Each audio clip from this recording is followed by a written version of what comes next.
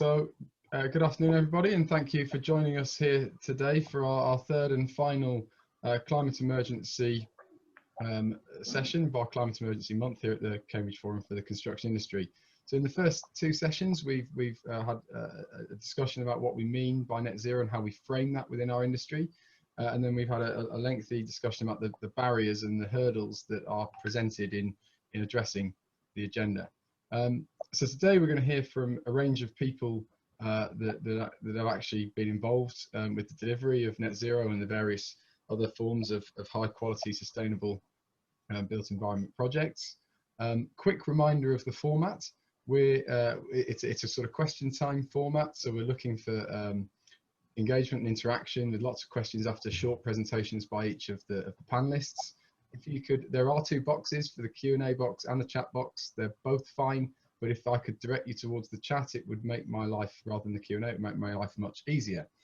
So our panelists span the responsible parties for successful projects, really. We have a councillor that's involved in the policy that enables the industry to respond to the agenda, the designers translating that agenda into a coherent approach that not only addresses the environmental issues, but also the very real constraints such as, you know, things like budget and time, and also we have a contractor here who operates at the sharp end of delivering that expertise and knowledge to ensure that the built solution delivers the intent and in many instances improves it. So in those roles we have Councillor Dr. Toomey Hawkins, who is the Liberal Democrat Councillor for Caldecott Ward in South Cambridgeshire. She's a chartered radio communications engineer by profession and now a small business owner in the e-commerce industry. She's in her third term as councillor and became the lead cabinet member for planning in May 2018.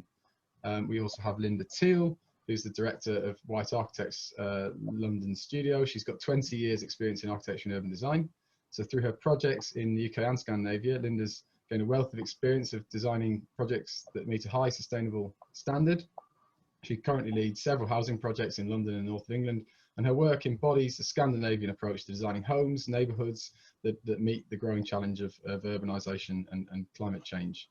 Following on, we'll have Patrick Bellew, who's the founding director of Atelier Ten, one of the UK's leading environmental design and MEP consultancies. Patrick is one of the UK's royal designers and a chartered building service engineer with more than 30 years experience in the design of high performance buildings and systems. His list of accolades was far too long and extensive to run through, so I've abridged it slightly. He was one of the original group who founded the UK Green Building Council in 2006.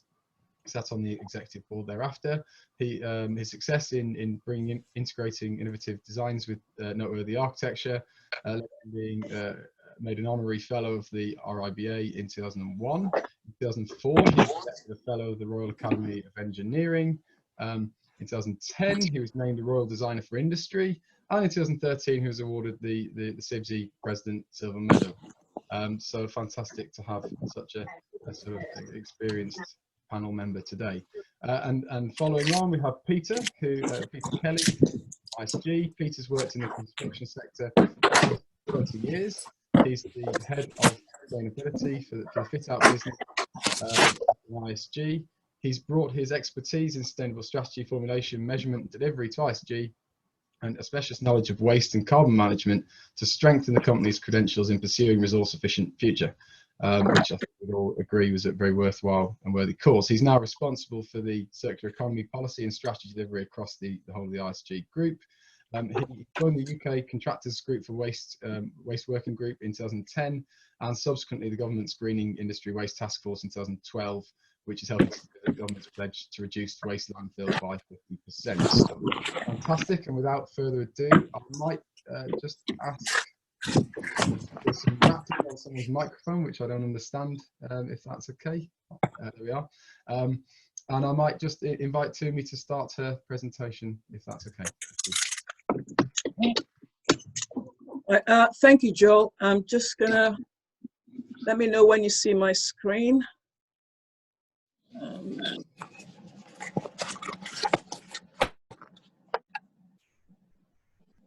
Can you see my screen now? That's a yes, Toomey. Yeah, please carry on. Okay. I can still hear, I can hear so much noise in the background, but hopefully you can all hear me. So thank you very much for inviting me to speak today. As Joe said, I'm the lead cabinet member for planning, policy and delivery at South Cambs. Now, we Lib Dems took over the council back in May of 2018. And when we did take over, we had a long-term plan. And our corporate objectives, we have 4 of those, but the 2 that are relevant to us today are, building homes that are truly affordable to live in, as well as being green to our core. We feel that houses that are called affordable is not just affordable because they can buy it or they can pay the mortgage. It's being able to pay to keep it running, to maintain it, heating, electricity, etc. And also not spending too much time getting to work and places. And we very quickly declared a climate emergency and recognized that the policies in the current adopted plan that we had was a limiting factor to enable us to get to 0 carbon by 2050. Now, many people don't know this, but I think South Cambs has one of the lowest tree covers in the UK. And because of the limitations we identified, we are working with partners to help us to double nature. So it was evident to us that the way to make major strides to 0 carbon is through our new local plan, which we are now creating with Cambridge City.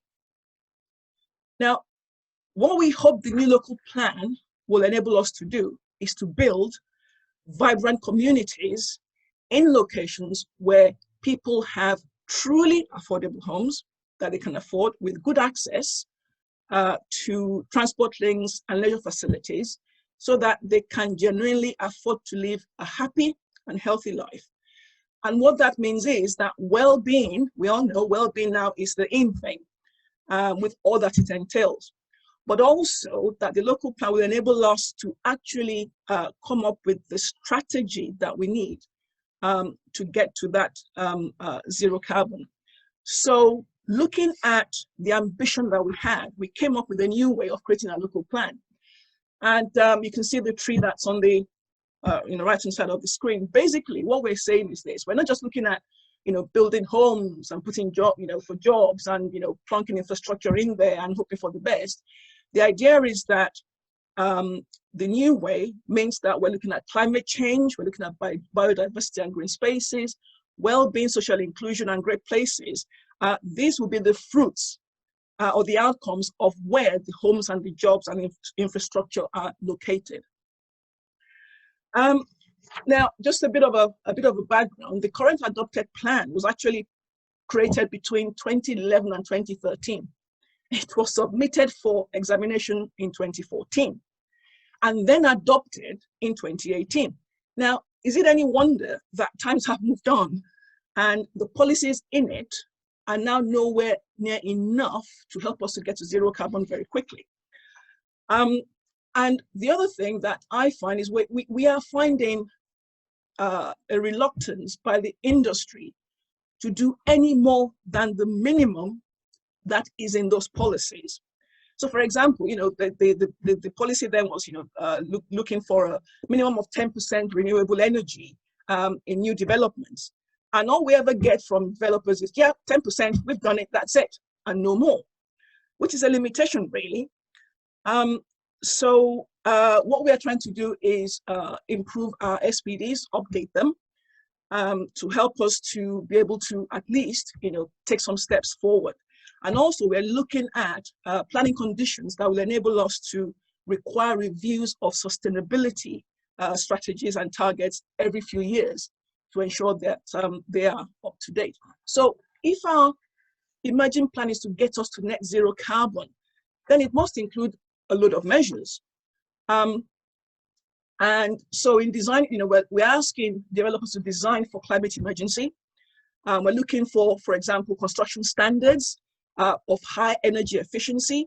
We're looking at development that removes or reduces the risk to flooding and overheating, minimizing carbon emissions associated with A, construction, and B, operation of buildings.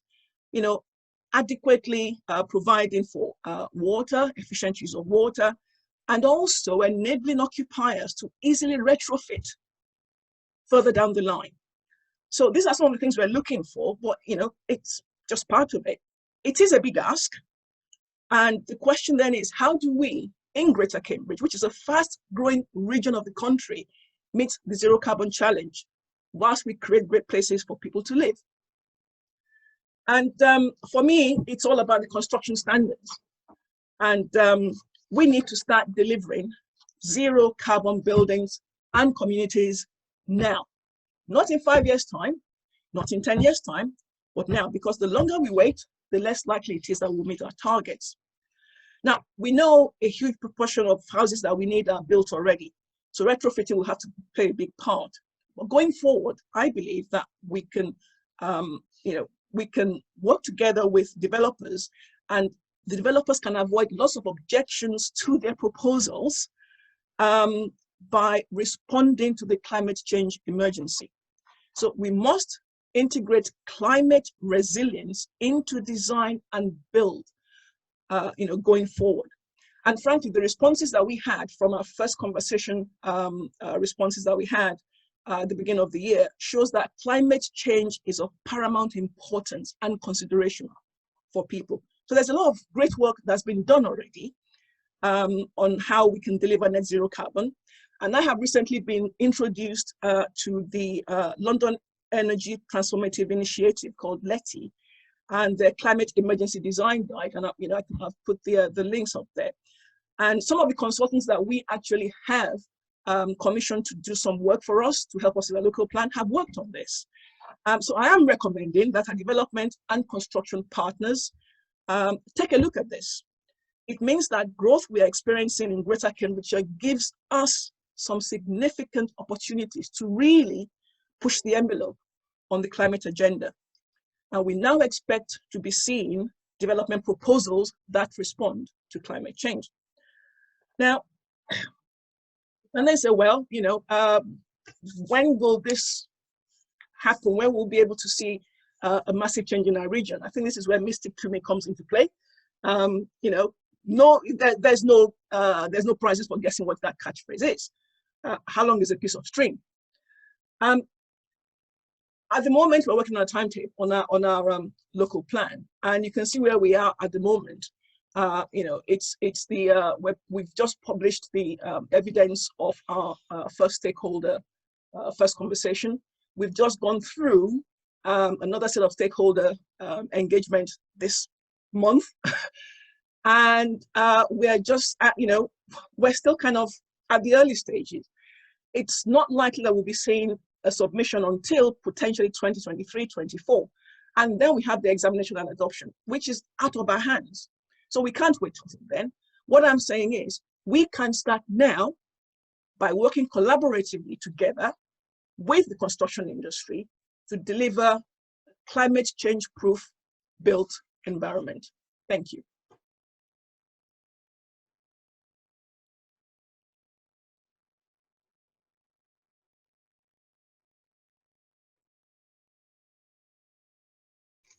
Thank you, Tumi. I think we'll go straight into Linda, if that's okay, Linda. Yeah, that's fantastic. Thank you. Sure.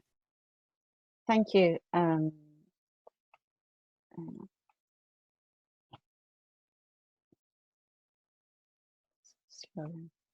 Thank you, Tumi. That was an excellent introduction. Couldn't agree more with you. So I'm going to speak predominantly about Climate Innovation District in Leeds that we have developed with our client C2. But just a quick recap of our background. And I think this is just a very good start based on what was just said. I think in Sweden, as a comparison, the government have now started to introduce that we have to carbon declare all of our projects in 2 years. So obviously we need to meet a lot of goals to be able to do that, and that is also going to then start to have a foundation for tracking and benchmarking across projects, which is obviously one of the key points that we all talk about nowadays. How do we track and how do we benchmark our projects? But brief background, I think one thing that we were very happy to be able to do with C2 in Leeds is that we were able to design a district. And based on our Swedish experience, many of you might know Hammarby Sjöstad in Stockholm and Western Harbour in Malmö, which were, from 95 roughly, and has developed since. And one of the most recent ones in Stockholm is the Royal Seaport in Norra Djurgården, where the city set out really, this is almost 10 years ago now as well, a high target for energy use. All the development parcels, the developers had to bid to be taking part. And there was this criteria that where sustainability, energy and carbon emissions were very highly ranked.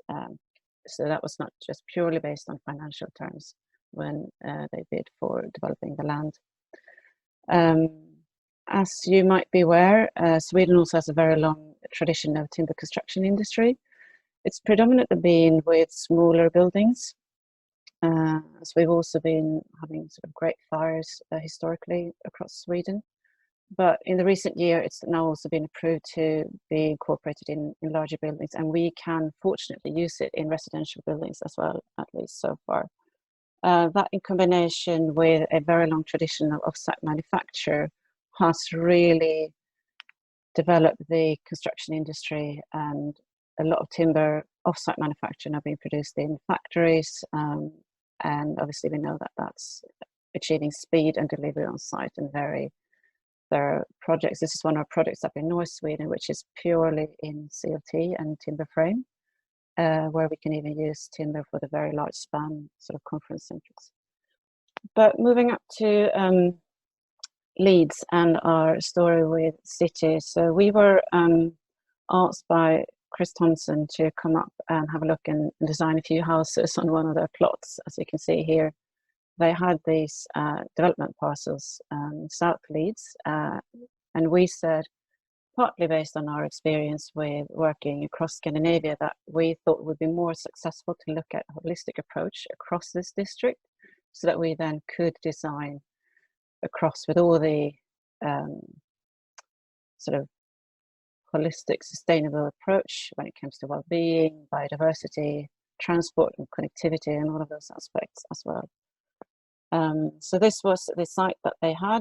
Actually, their parcels were slightly smaller, but we said, why don't we look at a slightly wider range to make sure that we enhance the connectivity and can actually deliver a project across all of these sites that can be as sustainable that you are looking to achieve. So obviously this was then incorporating both mixed use development aspects, connectivity, pedestrian cycle paths, sorting out all vehicular movements and servicing. And we sort of highlighted, and this is 2015 when we started to do this. So we highlighted these 6 key aspects that we wanted to work with. So climate adaptation, obviously looking at everything that, in regards to flood risk, heating, and so forth. Global thinking, how can we on a high level meet the sustainability goals? How can we, so this is like simultaneously with the Paris agenda, meet those requirements. Looking into mobility, how can we achieve a health and safe community and a vital community? So where will we place schools, nurseries, housing, offices and other retail aspects? And how can we embrace the unique aspects of this place? And one of the key things was also that they were looking to set up their own on-site factory for doing all the timber frame modules for the houses. They're also producing this bridge across the canal or the river. So we looked at all of these different parts and how we could bring them together for this area. And this is a photo from a few years back when you can see the site where we have on this side of the river, we have phase 1A starting on site. And we can also see the site across the river there for City Works, which is the offices that are now going on site next to their factory, which you can see just beyond there. Since they had all these aspirations and how they were going to set up their factory. We also took them to Sweden, and we looked at the off-site timber manufacturer companies in Sweden and learned lots of lessons from them. And we talked a lot about like tolerances, you know, being able to build these modules in a very controlled environment, the access to get quick on site. Obviously, City have this huge benefit of actually having their factory on the site of this development. So we were then asked to, at the first phase, look at these back-to-back houses. There was already a master plan in place, and how we could deliver them through all the methods in their factory. And we also did an outline master plan planning application for the apartment buildings at the back. So this is, I mean, many things about achieving zero carbon and carbon positive neighborhoods, but we all talk about density, and this was partly also talking about how do we achieve density within houses, not just with apartment buildings.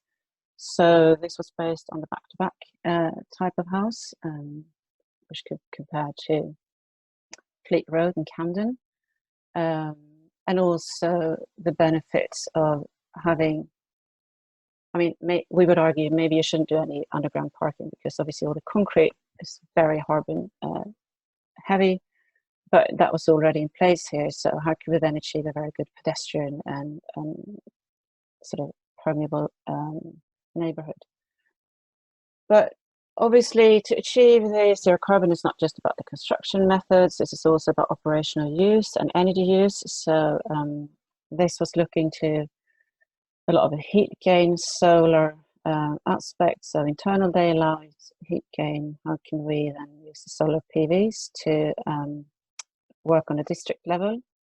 We did all the PHPP calculations, which was very beneficial, so we could then control what we were designing and what was going into the BIM models that were then going to be issued to the factory directly. The key elements were the timber frame construction. So these modules, sort of floor to floor heights and basically the full width and half the length depth of the house were produced in factories, in their factory. And it's also based with an air source heat exchanger. We have triple glazed windows. We have the ventilation system that's also based on perch ventilation. So you could have these louvers, you can have them open at night. So well ventilated, airtight, air source heat exchanger, and then also the PV panels on the roof gardens.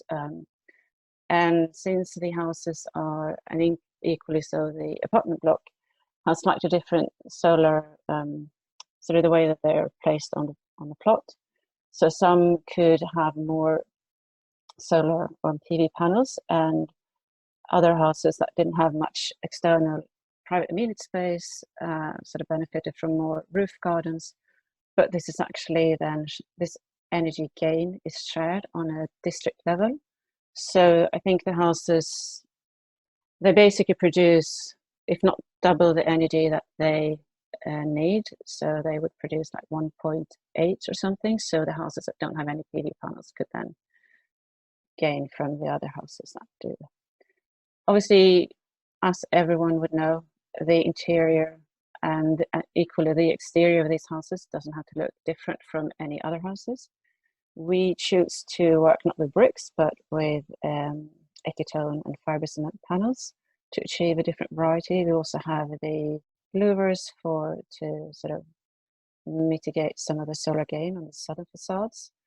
I think one of the huge benefits here is that obviously City are able to take on this on a district level, so with all the energy sharing and so forth, but also on a community level and sort of grasping all the other aspects of this place, which includes biodiversity and the planting and the management of this.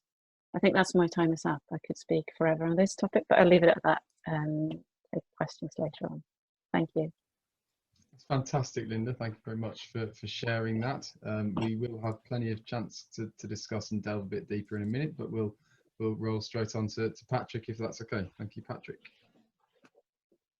Thanks, thanks, Linda. It's interesting. The in the first years of my practice, 30 years ago, we used to spend an awful lot of time going to Sweden to look at things like Thermodeck and all these advanced, and also kind of advanced communities. And it's anyone who's working in our space, I highly recommend a trip to see what they're doing there. Can you check can you see my slides? Or my gruesome image, is that up on the screen? Actually, we can see your slides and the sort of slide bar. I don't know if the next slide. Yeah, I can try and change that. Don't worry if not. We'll be able to just cope with it. I think. Is that better? It's the sisters. Yes, we've got it cropped for some reason, Patrick. I'm afraid, but oh god, let me just try this whole thing again. Dang a bit. Stop sharing. I'll start again. What I'll do is I'll put it on the screen and share screen. You thought we'd have all got good at this by now, wouldn't you? I don't think it's a webinar if there aren't some IT issues. So, can you now see a whole screen? You can see an entire desktop. Yes, if you maximise and share from there, I think that will work. Trying to. Okay. We're in the same place, but I think we better continue. So you can see my next slide. Doesn't matter. Yeah, doesn't I'll spoil attention, but hey. So this image is actually alludes to a comment that Paul Finch wrote in our 25-year book called Invisible Architecture, as a shameless plug for that, where he wrote that if only carbon still stank, perhaps we would, or perhaps the only carbon stank, I guess is the point. We'd have solved all this problem a long time ago, as we did the kind of the smogs and the pollution of the Victorian era. Part of the problem is that carbon is such a hidden, a silent enemy in some ways, that it's been obscured from view for a long time. There's been a couple of references already to the Paris proof and what we're really trying to achieve. I think, Linda's beautiful scheme in Leeds indicates, for housing, the distinct possibility of net zero.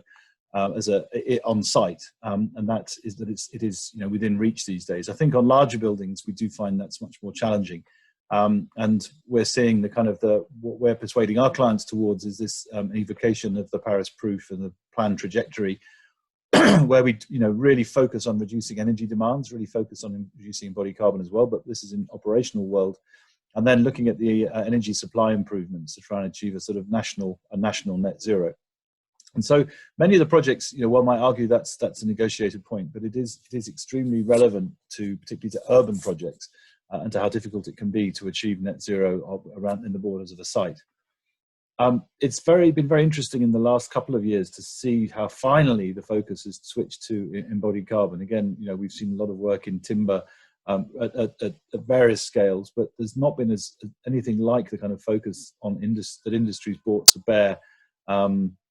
That's not, the doorbell's not for me. The industry's brought to bear on embodied carbon in the last few years, and it is really important because it is the big number, and the number that we face the day we build the buildings. And of course, as buildings get more and more efficient in terms of operational carbon, the relative amount of carbon that's emitted through construction gets bigger and bigger and bigger. So whilst for many years the legislative framework has been geared to reducing operational carbon, finally through organisations like LETI and of course the RIBA's guidelines, we're genuinely starting to see an effort to target and really focus on reducing carbon emissions. More on that momentarily. So we've worked on a number of net zero projects around the world at quite large scale, as well as some of the smaller scale housing projects. I'm just going to talk about a couple of them in the next few minutes, just to give some indication of perhaps trajectory. This building is an interesting one. This is a liberal arts college in the States on the East Coast, designed with Bob Stern's office, and it's a net zero building for 45 residential students who are studying environmental studies. The building's got earth ducts, ground source heat pumps. It has super insulation, triple glazing. It has you can see the evacuated tube solar collectors on the roof. But in order to get to net zero, we actually had to put, in terms of the operational energy and including regulated and unregulated loads, which is what you have to do in the US to achieve that target, we ended up with something like 1 acre of PV panels on the roof in order to take that to net zero. So that was a very, very significant contribution. And it gives you an indication when you get larger scale buildings, perhaps of what the challenge is, particularly in colder climates. At Yale University, we designed this project with Hopkins and Centerbrook Architects. This is the School of Forestry. And a beautiful building built out of the most local materials and timber sourced from the Yale forest. And the building very much optimized for daylight and for environmental performance, with a PV roof that actually only produced about 20% of the energy that we require. And so this building connects off-site to a wind turbine that the university operate up in a few miles away upstate on a better piece of land, not putting the windmill on the building, and arguably becomes net zero. I think it's finished 10 years ago, this building, by connecting to a net zero power supply off-site. And that's, you know, one of the things that we argue about these days, does that make it net zero or not? But the building did have extremely significant investment in high performance building systems. One of our more better known projects, I guess, is the Gardens by the Bay in Singapore with Andrew Grant and Jumeirah Wilkinson. This one is net zero. The only way we could get it built was to be notionally net zero, but it's net zero in a slightly different way, because it does have very complicated systems, because we're keeping these glass houses at Mediterranean temperatures in the hot, humid climate of Singapore. And on this one, we intercepted a waste stream from the forest management program in Singapore, the tree management program, the urban tree management program, and waste stream also came from the port of waste timber, which was all going up the road and being incinerated as just in an urban incinerator to get rid of the wood. We intercepted that waste stream, and we have a biomass boiler on site which generates steam, which runs a turbine. The biomass, the flues are built into one of these super trees that you can see here.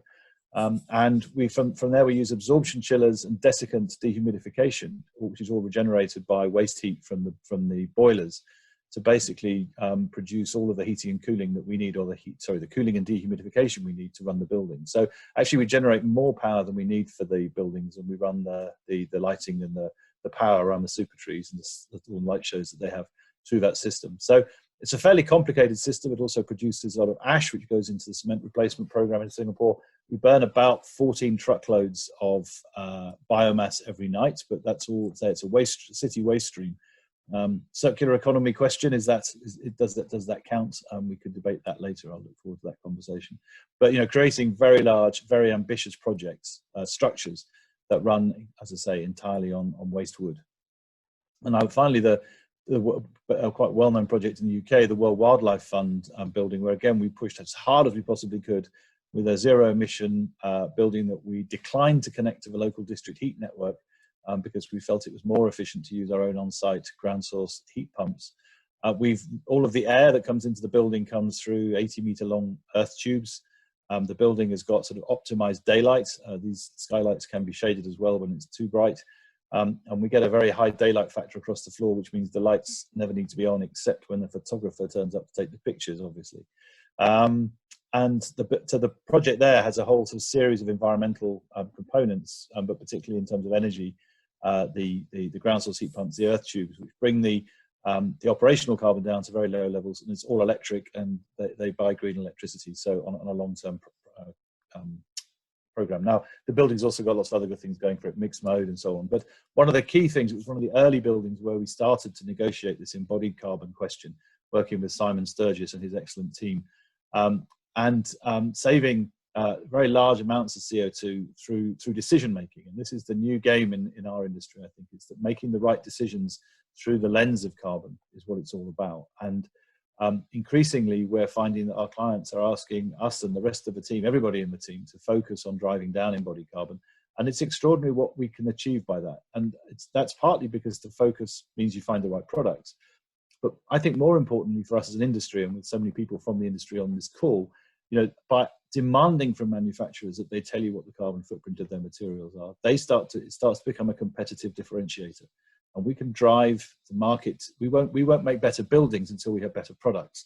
And we'll only drive those better products by designers demanding that of their contractors and their fellow designers. So that's my quick canter through some net zero buildings. That's fantastic, Patrick. Well done for keeping that to time. Some fantastic projects to discuss later. I'll move swiftly on to Peter, who, rather than joining us from the conference studio like the rest of us, is joining us from his bedroom owing to some IT mishaps. Thanks, Peter.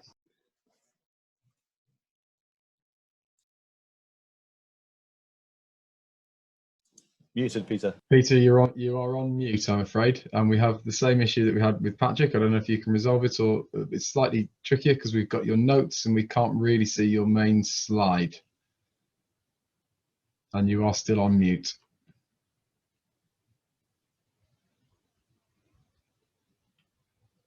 So I think the screen is improving. It would be, but you're sharing me. There we go. If you just perhaps hit F11 there, and then you do need to come off mute. I think you may be.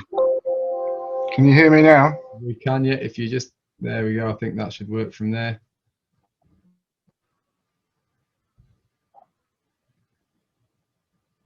Has that worked? No, we've gone back to your main. Maybe go back to where you were, Peter, and we'll work from where you were. I'll go back on mute. We can hear you fine. Okay, great. Thank you, everybody, and thanks for inviting me today, Joel. And yeah, difficult to follow on from Patrick's excellent presentation. I'm coming at this from a slightly different perspective in terms of office fit-outs and refurbishments predominantly. And we've seen a huge growth in the requirements for net zero carbon, particularly in the last 3 to 6 months. I would think it's fair to say that although lots of people are asking for it, there's a lot of confusion about what it actually means. So we've tried to, where possible, look at what that might mean for us to help design teams and our clients to understand what the elements that sit around net zero could be, and then hopefully give you some examples. So the first one is around analysing energy and use. So we've been working with some of our clients through a company called Synapsis to bypass the energy that goes to the BMS and look at that through the Synapsis system to see how those buildings, their existing stock, is being used. And that should then inform how they're going to use a new space or the refurbishment of that space going forward. So we think that's really critical to, if you can understand how the client's using the space as it is, or how it's, you get good insights to how they're going to use the space when they change it, refurbishment, or move into a new space. Number 2 is design for performance. So you may be aware that the Better Buildings Partnership launched their Neighbours scheme in the UK a couple of weeks ago. This ties in nicely with some references to the LETI standards around going above and beyond the traditional modelling we do for a building to look particularly at what's the small power as well. So not just how the building is going to perform, but also what's going to be used within that building around PCs and lamps and whatever else it might be, to give you a much better understanding of the energy demand for that building. Then passive house and fabric first principles. So we've been working closely with a client in Cambridge for a refurbishment of a building to ENIFIT standard. So this is going to be the largest refurbishment of an existing building to an ENIFIT standard in the UK. That obviously comes with some significant challenges around the existing fabric and how you manage that in terms of air tightness, thermal bridging, etc. But what we're trying to prove is that it can be done.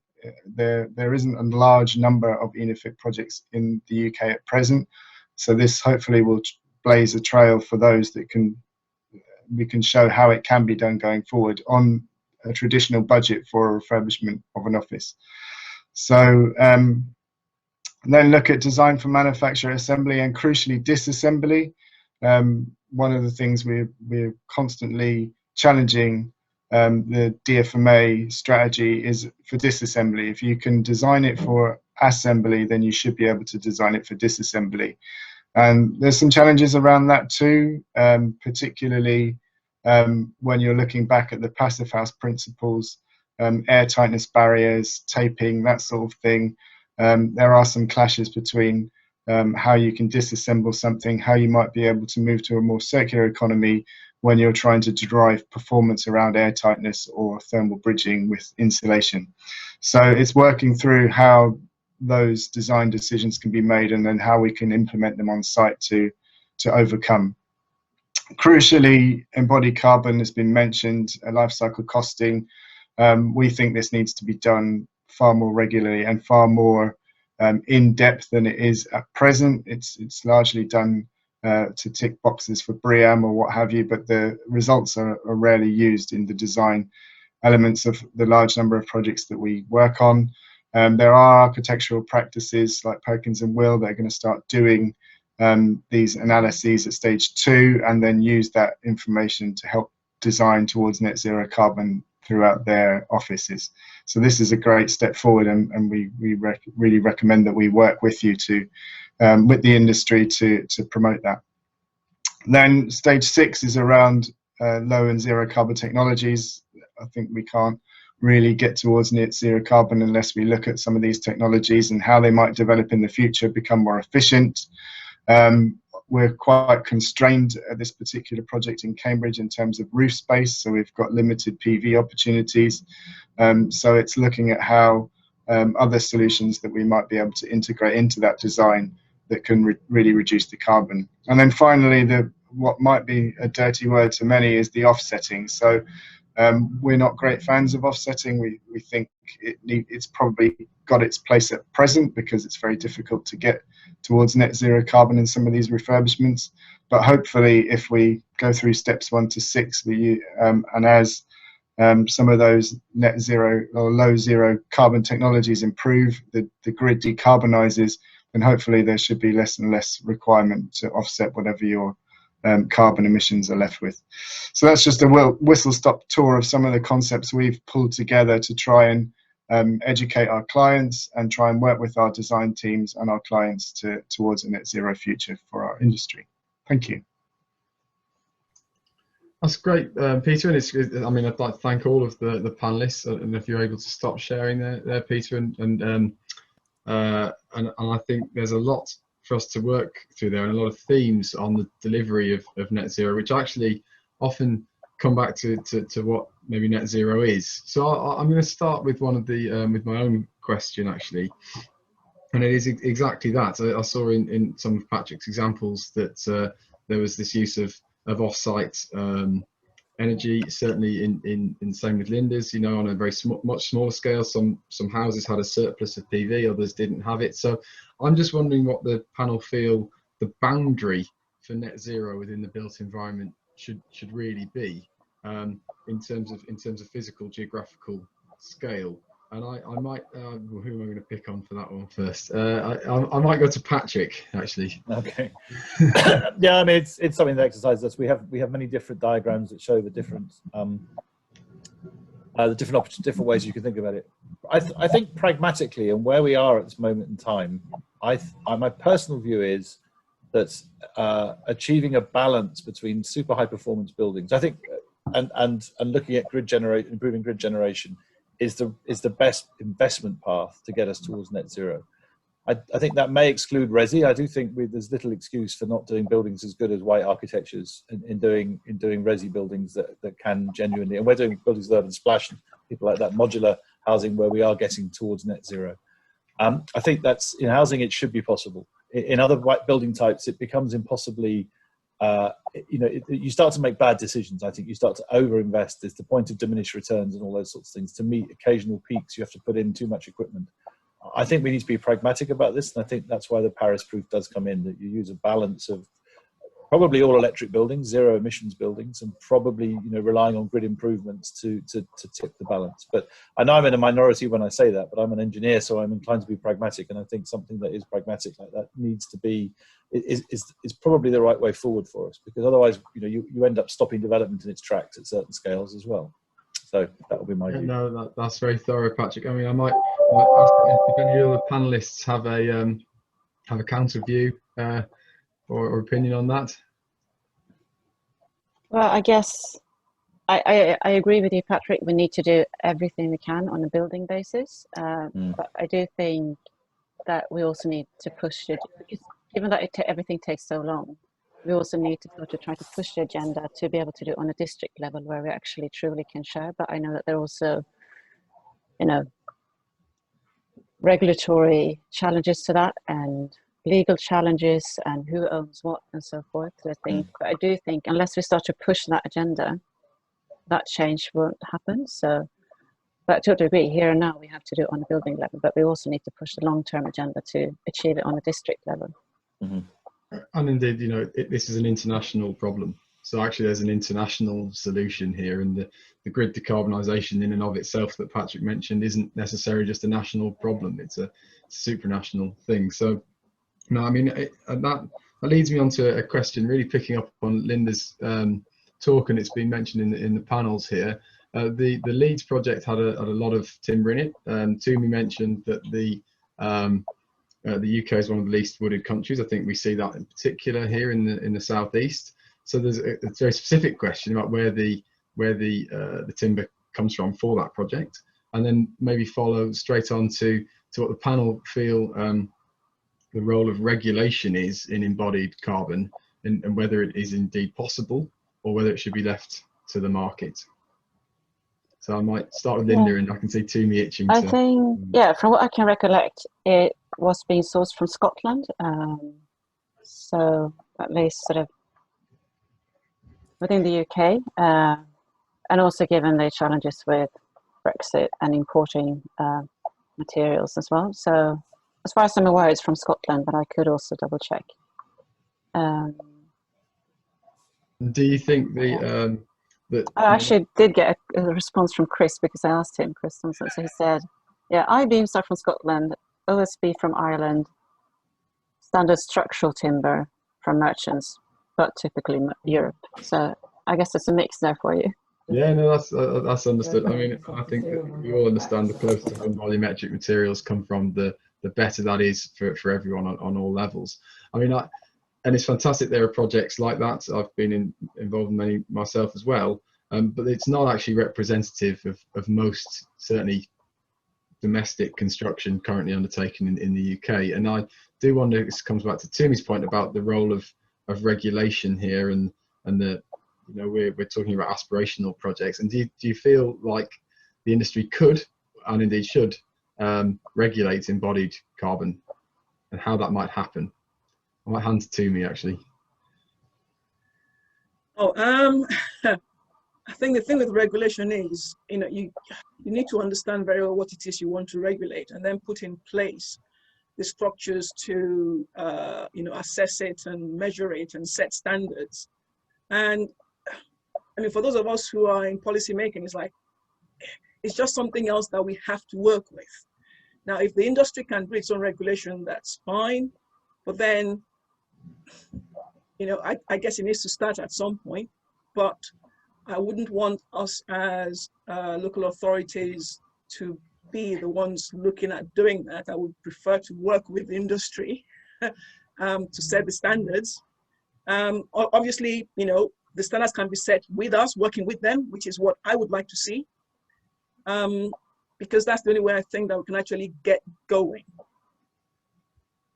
No, understood. And I think the timescale that you flashed up earlier is really important. So I had a different view, and it was really spurred on by some of the externality that's been encouraged by landmark buildings. This is perhaps a bit provocative, and my answer is not negative. I'm going to ask it.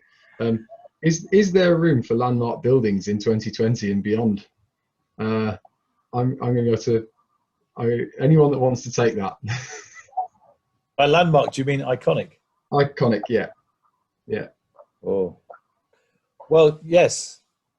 I mean, I think sustainable communities and spaces need joy, as well as you know. If I'm assuming immediately by iconic means something a bit more complicated.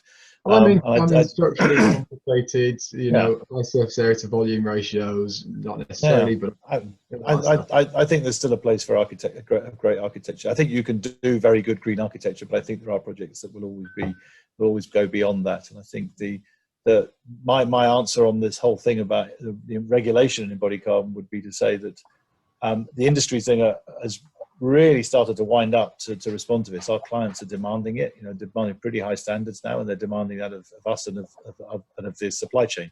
And I think that's important. I think regulating it's tough. The one way I could see it working was if you were to do some sort of tariff on completion of you pay into a carbon fund for every kilogram or ton of carbon you fail to avoid in construction, and you have a methodology for calculating it, which we all kind of already have. I think that kind of hit them in the pocket might be the better way of regulating it, because the minute you start to say, I'm going to do it for offices, offices, sandwich factories, how do you begin to sort of set targets for everything? Is it tall? Is it low? Is it wide? Is it fat? What's the site like? Yeah. You're building a basement, So in the end, every building is slightly unique. You're almost better off saying let's charge at the point of sale. Let's do an assessment, and as sort of a tax. The developers will hate it. Of course, we'll be shot out of town, but the developers hate it. But that, in a way, is probably the easiest way to regulate it, and it then drives behaviours that are of themselves, minimising, and it makes it simpler to regulate. Yeah, and equally on use, I think operational, energy efficiency is equally important, which I'm sure you also meant. So you can actually do it both. At sales stage, but you could also do it sort of on a tax, or what you need to sort of pay if you meet your operational targets or not. And I think when it comes to landmark buildings, we know that it is possible to do really good, high sort of sustainable, carbon neutral landmark buildings. So I think there's no sort of no-go on that way either. I think it's all about how well you can design it and how.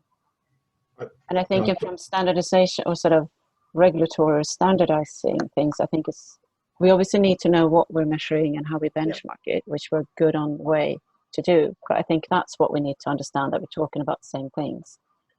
But other aspects, I think it's more down to the market and bottom line on that.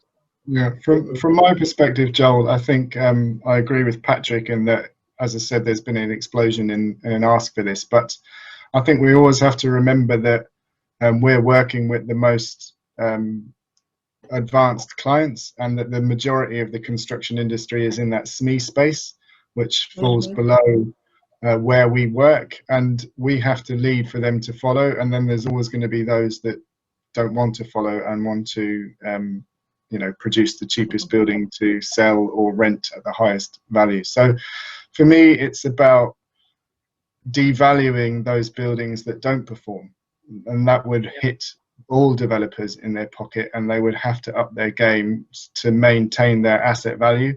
And until we come up with a way of doing that effectively, I think we'll always be wondering about that massive SME market in the construction industry and getting them where they need to be. And if I can come in here, I mean, this goes back to when I mentioned that we find reluctance in some of the developers here. I mean, we are a rural district in South Cambs, and we're doing a lot of building of residential properties. But it's almost like there's standard houses. We just build it, plunk it there, sell it, and move on. And anything to do with energy efficiency is a byproduct, and we're trying to change that. And hopefully, I say, we are asking for more, we keep asking for more, and little by little, we're beginning to see a change. But in terms of landmark building, now I'll bring a different view to that, in that when we went through the process of doing a village design guide, because we're a rural area, people didn't want landmark buildings. They wanted landmark spaces, open spaces. So this is where they can go and be and enjoy, rather than building. So perhaps when you're thinking of landmark something, starting off landmark spaces as well. I think that's a fantastic point, Tumi, and actually it leads me to pick up on one of Peter's points in describing the Enefit ambitious retrofit that you mentioned. I mean, do we think there's scope and space and an appetite within the population as a whole, and certainly within our industry, for ambitious and high performance retrofits to become the new iconic projects? I'll give that to Peter. I think the problem is that and I think this has come through on some of the home quality mark schemes, is that just people just don't understand what it means to buy a house that's very high performing against one that isn't. They always look at the same metrics as location, etc. So I think there's a huge education piece there around the difference between a great performing building and a less well performing building, to allow, you know, the public to make that decision about where they want to live going forward. And one last question for you, Peter, then, it's been raised in the chat. More than half of UK building projects are now D&B. So how are you guys readying yourself in a D&B world where you're holding the reins of achieving net zero? Yeah, it's a tough one, and that's where we really see neighbours coming in and holding everyone's feet to the fire in terms of that performance gap. So yeah, we don't, you know, D&B is fine because it gives us a great opportunity to collaborate, and the quicker we're brought in as a contractor, the better, the more value we can add. So we don't mind D&B. We see it as an opportunity. I'm gonna we are running out low on time, so I'm gonna quickly turn to Tumi, and a few of the chat themes here are actually about the role of the authorities here. One specifically for North East Cambridge, and assuring that it's genuinely net zero rather than claims here of it being greenwash and vague low carbon commitments, and a specific question about whether South Cambs will set standards for the buildings that it commissions itself, which I'm sure you've got an answer to me. Well, if I take the second one first, yes, definitely. When we ask developers to build affordable housing, we are now actually specifying the level to which we want, you know, in fact, it's a higher standard than they would normally build. So definitely, you know, we need to be setting the example. Plus, we're actually retrofitting South Cambs Hall to be an exemplar in how it can be done. You know, we're going to have ground source heat pumps, we're going to have solar panels, we're changing all that out. So yes, and when it's done, I would like to invite people to come and have a look at it. In terms of Northeast Cambridge, we're not just kind of greenwashing, and I can understand, you know, the skepticism there, but part of what we're doing with our local plan here, which is why we've commissioned work to from experts to tell us how we can ensure that our developments going into the future are actually really net zero carbon.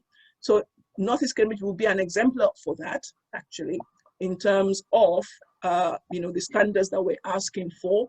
And all the things I mentioned earlier on, I said one of the consultants working for us was part of the Letty project. So we are definitely going to be making sure that it is really net zero carbon and an exemplar development. It's the last space we have in Cambridge area that we can really make zero carbon. And on that very you know, enthusiastic and optimistic note, I might need to wrap up. I mean, we're running out of time. I mean, I'd like to thank all the panelists, obviously, first and foremost, and just sort of a few closing comments. I mean, the original version of this event was scheduled for the 24th of March. Now, practically everyone will remember that. It was day 2 of lockdown, and it was particularly hard. I've got an 8-year-old and a 4-year-old. That was a challenge. But humans are adaptable, we're ingenious, and on the whole, I think most people accepted the game had changed, learned the new rules, and got very good at playing it. You know, I hadn't used Microsoft Teams at all before the pandemic, and now Teams is a verb. I think for those who've noticed that. So COVID, I think, has proved that when things change, we can, and there's a direct, immediate example that we can adjust and adapt. So our industry's responded to that. I think we've been the way in which we've managed to continue both on sites and design, and we've changed very quickly. And that's really a sort of triumph out of adversity situation. And there are some parallels between COVID and climate change, but also some very key and pertinent differences. So the pandemic was a sort of threat to human health, you know, and that needed an immediate attention. Climate change is a threat to cities, the infrastructure that supports them, the entire economics and ecosystems. Much as climate change took many decades and indeed centuries for us to accept as a human problem, we can't let that same lethargy be mirrored in the response. There just isn't enough time. I think we've all picked up on the urgency here. I want to put some numbers on it because I think it's really important as we wrap this webinar series up. 2 degrees warming is 450 parts per million in the atmosphere. 1.5 is 430 parts per million. So on March the 24th, when this conference was originally postponed, the concentration was 411. In the time between then and now, it's 413. So in our sort of gap of 39 ppm running spare, we've used up 2 of them. That's quite staggering, I think, and really brings that home. But I think you all know this. You know, this conference is probably a dictionary definition of an echo chamber. And I actually don't think that matters. You know, people have touched on this theme as we've been talking here. Lots of people don't necessarily care, and they aren't responsible necessarily. They don't have the time or the capacity in their lives beyond their immediate struggles of looking after their children and resolving their problems to get involved directly with this agenda. And that's okay. You know, there are experts and people in this room and in this space that need to be responsible. And the Montreal Protocol is a great example of this. It's arguably the greatest piece of international environmental legislation that fixed the ozone hole. It's not completely rebuilt, but it's on its path, and in a few decades' time it'll be sealed. Many people won't know the name on this call of the Nobel Prize winning scientists that actually sparked the politicians into action. And I'd be surprised if any of us knew anyone directly involved in the resolution, you know, whether they're the chemical engineers, the research scientists, the investors, the many tens of thousands, hundreds of thousands of people that solved the greatest environmental challenge of the 70s and 80s. And I offer no apology. I don't think there's any hyperbole here. Whether people don't understand or don't care, you know, we are the people in this room that are involved in resolving the issue and taking it from policy through to delivery, and we have to take ownership of that challenge. And I hope there are many thousands of conversations like this happening, you know, all around the world. And this isn't obviously just a Cambridge-focused thing.